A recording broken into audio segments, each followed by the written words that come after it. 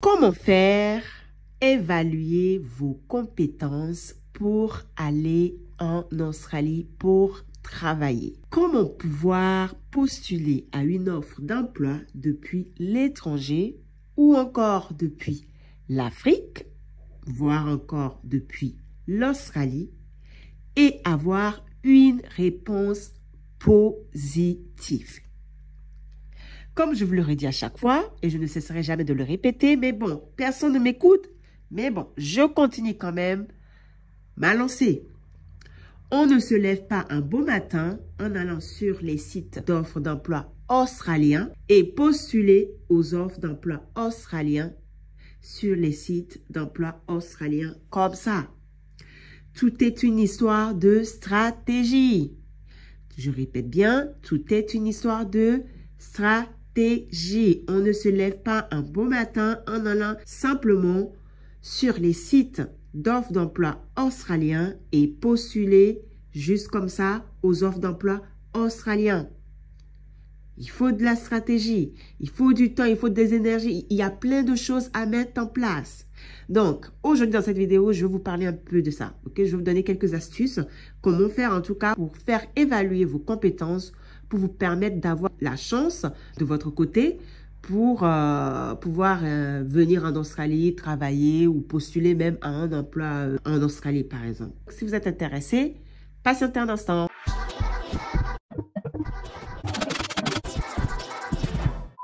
Avant de commencer la vidéo, petite précision concernant mon groupe privé. Pour un suivi approfondi, il faudra rejoindre mon groupe privé payant. Parce que oui, le groupe privé est payant. Donc, évitez s'il vous plaît de vous abonner et vous désabonner un mois après. Tout simplement parce que un mois d'abonnement ne suffit pas pour vous suivre profondément. Ok?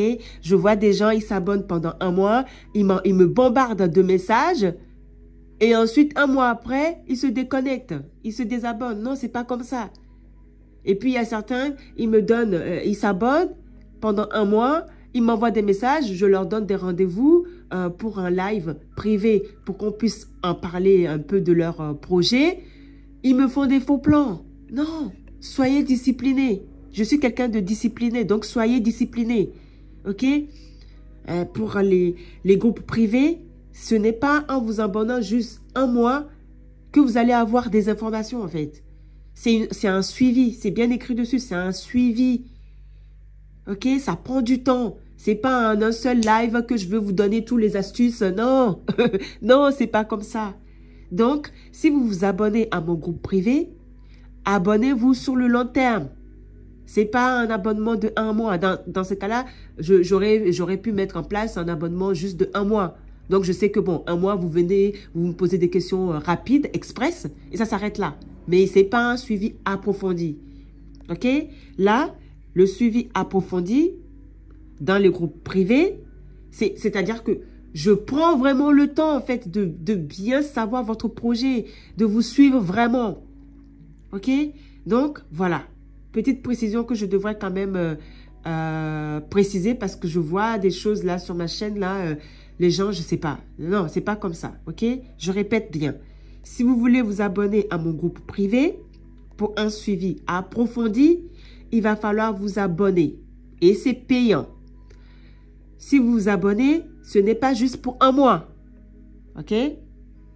L'abonnement approfondi, le suivi approfondi, c'est sur le long. C'est jusqu'à ce que vous ayez en fait ce que vous êtes venu chercher. Ok? Pourquoi vous êtes sur mon groupe privé? C'est parce que vous êtes venu chercher des informations ou un suivi approfondi concernant, je sais pas moi, concernant par exemple comment faire pour venir en Australie, quelles sont les astuces, si je peux peut-être vous aider. Ok? Donc, j'espère que là, vous avez bien compris. Bon, revenons à nos moutons. Donc, il faut savoir que les évaluations de compétences se font sur 2 critères dans un premier temps. Les 2 critères sont vos qualifications et vos expériences. Très important. Et pour cela, vous devez avoir soit des diplômes, soit des certificats, ou soit des expériences. Tout ça en Australie. Alors, quand je dis bien en Australie, ça peut être en Australie comme ça peut être à l'étranger. En tout cas, si c'est en Australie, il faudra que ça soit au moins 1 an maximum de durée, incluant bien sûr la période de stage. Voilà, après, bien sûr, tout dépend maintenant de votre domaine de qualification, ok? Bon, ça dépend en fait, parce qu'il y a certains domaines, on vous demande 1 an de maximum concernant votre diplôme. Il y a certains, on vous demande 2 ans, il y a certains, on vous demande 3 ans. Enfin bref, tout dépend vraiment de votre domaine de qualification. Et bien sûr, en deuxième lieu, on vous demande d'avoir une expérience, soit en temps partiel, soit en temps plein, ok, pendant une durée de 1 à 2 ans, ou encore, voire plus, ça dépend. Ça dépend bien sûr de votre domaine, de vos domaines. Bien sûr, il faudra que ça soit en Australie ou à l'étranger. En réalité, oui, tout dépend vraiment de où est-ce que vous êtes localisé. En tout cas, si c'est en Australie, c'est bien. Si c'est à l'étranger, c'est bien. Il faudra juste prouver. Oui, il faut savoir que les Australiens, c'est très, très, très important pour eux de prouver les choses par les documents, ok? Donc, par exemple, les personnes vivant à l'étranger, il faut prouver bien sûr l'équivalent de vos diplômes à l'étranger. Et bien sûr, quand vous allez, comment dire, prouver les équivalents de vos diplômes à l'étranger, ou en Afrique, hein, je dis l'étranger pour un peu généraliser, il faudra absolument que tout cela soit en langue anglaise. Très important, ok? Donc, pour cela, on vous demandera bien sûr d'avoir un passeport biométrique. Ça, c'est vraiment la base. C'est très important hein, pour toute évaluation de compétences pour pouvoir venir en Australie. En tout cas, pour pouvoir vous permettre de pouvoir postuler aux offres d'emploi et avoir une chance de sortir positif. Il va falloir, par exemple, que vous fournissez votre passeport biométrique, vos permis de conduire biométriques. Il faudra également que vos qualifications ou vos diplômes soient bien sûr translate, c'est-à-dire, comment on dit translate déjà, qu'ils soient, je ne sais pas comment on dit translate, j'ai oublié, traduits, voilà, il faut qu'ils soient traduits en anglais, voilà, en langue anglaise, très important. Ensuite, on vous demandera également vos contrats. Et on vous demandera également les lettres d'employeur, ok? Une lettre de référence de vos employeurs qui prouve comme quoi vous avez déjà travaillé là-bas ou vous êtes toujours en train de travailler là-bas. Et bien sûr aussi, ces lettres qu'on va vous demander, il y a certains types de critères, enfin, comment dire, il y a des règlements en fait que vous devrez avoir concernant ces lettres-là. En général, on vous liste tout ça, vous voyez, hein, on vous demande, oui, voilà, dans ces lettres-là, il doit avoir ces manuscrits-là, il doit avoir ci, il doit avoir ci, ok? On vous demande aussi, parfois, pas tout le temps, hein, vos bulletins de salaire. Parfois, on vous demande également votre relevé de banque, mais voilà, c'est pas toujours demandé. Voilà, ça dépend en fait des domaines, ok? Il faut savoir également que il faudra tout prouver. Comme je vous le redis, il va falloir tout prouver en fournissant bien sûr les documents originaux, ok? Et bien sûr en langue anglaise. Très, très, très important. Tout doit être en anglais parce que l'Australie, c'est un pays anglophone. Voilà, vous êtes dans l'obligation d'avoir toutes ces preuves-là en anglais, en tout cas traduit en anglais. En fonction de vos domaines, les années d'expérience et les diplômes ne sont pas les mêmes. Tout dépend, ok? Je répète bien, tout dépend de vos domaines, vos années d'expérience et vos diplômes. Et bien sûr, il faudra également envoyer tous ces documents-là aux agences qui sont bien sûr, enfin on va dire aux agences d'évaluation hein, qui sont appropriées pour évaluer par exemple vos compétences que vous avez déjà acquis par exemple. Il faut savoir également que ces évaluations-là sont payantes, ok? Ça veut dire que pour qu'une agence puisse évaluer vos compétences via les documents que vous avez prouvés, il va falloir payer. En général, c'est entre 600 dollars australiens à 1500 dollars australiens. Tout dépend en fait de quelle agence vous avez choisi. Bon, je pense que je ferai aussi une vidéo en vous donnant des listes d'agences, on va dire d'agences australiens qui sont, on va dire qui peuvent évaluer par exemple vos compétences. Ok, je ferai une vidéo à ce sujet-là pour vous donner des listes d'agences, en tout cas en Australie, qui peuvent éventuellement évaluer vos compétences. Ok, mais en tout cas, c'est payant. Il faut savoir également qu'ils ne remboursent pas si, par exemple, vous avez une réponse négative. Si vous avez une réponse négative, l'argent que vous avez payé n'est pas remboursable. C'est, voilà, si vous avez une réponse négative, ben, il va falloir peut-être fournir ce que vous n'avez pas fourni ou je ne sais pas, en tout cas, trouver une solution. Mais en tout cas, ils ne vous remboursent pas ou ne vous remboursent pas. C'est perdu, c'est perdu. Alors, il faut savoir qu'après l'évaluation, l'agence va vous répondre soit positif ou soit négatif. Ok? Si c'est négatif, ça veut dire que peut-être que vous n'avez pas assez de compétences, peut-être que vous n'avez pas vraiment prouvé tout ce qu'ils vous ont demandé, ou en tout cas, il y a anguille sous roche, ou vous n'avez pas assez de qualifications, ou voilà quoi. C'est pas suffisant concernant les listes des tâches, des choses que vous devrez avoir, vous ne les avez pas vraiment, ok? Il y a un manque peut-être de compétences, donc voilà pourquoi peut-être ils vous ont pas, c'est négatif, voilà. Cependant, si c'est positif, vous allez recevoir un certificat qui prouve que voilà, vous avez les compétences. Et bien sûr, ce certificat-là vous donnera accès pour pouvoir postuler à des offres d'emploi pour avoir une chance de venir en Australie via un type de visa. Je ne sais pas si vous avez compris ou pas.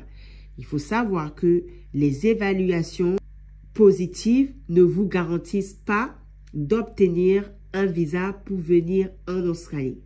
Il faut savoir que les évaluations des compétences vous donnent seulement la possibilité d'avoir une certification de compétences, voilà, qui prouve que voilà, vous êtes apte à pouvoir postuler aux emplois, aux offres d'emploi, on va dire, sur les sites australiens et pour avoir une chance qu'un employeur puisse vous sponsoriser ou bien peut-être puisse être nominé par un gouvernement australien. Parce que oui, si par exemple vous avez une évaluation de compétences positives, ça peut vous donner une possibilité pour pouvoir postuler dans votre domaine via un visa que par exemple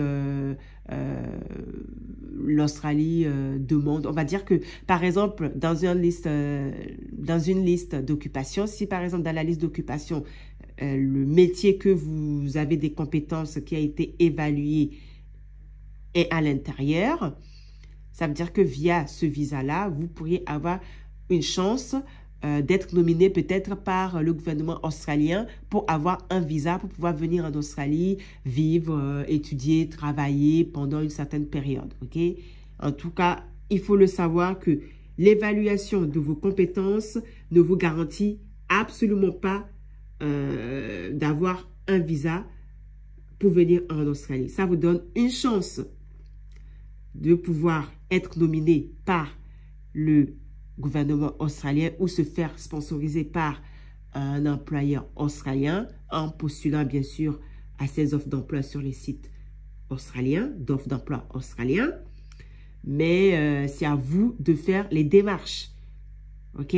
C'est pas au gouvernement de faire les démarches. C'est à vous de faire les démarches. Si vous voulez se faire sponsoriser, il va falloir trouver les bons employeurs qui recrutent, postuler, faire l'évaluation et tout tralala. Ok? Et si vous voulez se faire nominer par le gouvernement australien, pareil aussi, il va falloir, c'est vous qui doivez faire des recherches en fait. C'est vous qui doivez vous démener dans tout. Ou sinon, vous payez une agence, une agence d'immigration et là, ils vous le font. Mais clairement, je dis la vérité, tout le monde peut se lever. En tout cas, si vous comprenez l'anglais, vous lisez l'anglais, vous comprenez l'anglais, vous pourrez vous lever et faire votre dossier tout seul. Je vous dis la vérité. Si vous parlez l'anglais et que vous comprenez l'anglais, vous n'avez même pas besoin d'un agent d'immigration pour vous aider. Vous pourrez le faire tout seul. Sans prise de tête, sans même aller gaspiller de l'argent encore en demandant les agences d'immigration de vous aider. Je vous dis la vérité. Croyez-moi, je sais de quoi je parle. Donc voilà, après si vous êtes perdu, bon là oui, vous pourrez éventuellement demander aux agents d'immigration de vous aider en payant. Mais sinon, je vous dis la vérité, vous pourrez le faire tout seul. Tout seul. sans prise de tête. Si vous comprenez l'anglais, nada du nada. Hey, tout sera juste... vous allez couler douce. Vous allez la couler douce, je vous dis la vérité. Donc voilà, j'espère que en tout cas, cette vidéo que je viens de faire vous a plu.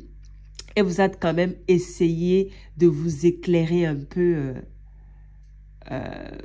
comment dire, vous éclairer un peu comment faire pour faire évaluer vos compétences pour pouvoir aller en Australie. Parce que franchement, c'est des choses à savoir. Hein. C'est très important de le savoir parce que on ne se lève pas comme ça un bon matin et puis aller déposer un CV comme ça sur les sites d'offres d'emploi australiens. C'est pas comme ça. Je vous dis la vérité, c'est pas comme ça. Non, non, non, non, non, non, non, non, non. Si c'était aussi facile, bon, tout le monde postulera. Bon, en même temps, oui, les gens qui ne savent pas, c'est normal. Ils se lèvent comme ça et ils vont juste postuler comme ça. Ils disent, ah, on attend les réponses et il n'y a rien. Mais c'est normal qu'il n'y a rien en fait parce que c'est pas comme ça. C'est pas la France. L'Australie, c'est pas la France. L'Australie, c'est pas le Canada. L'Australie, c'est pas l'Amérique. L'Australie, c'est pas l'Angleterre. C'est particulier, les gars. C'est vraiment particulier. Et je vous le dis à chaque fois et je le répète à chaque fois. Après, vous m'écoutez pas. Ah, je n'ai plus rien pour vous, malheureusement.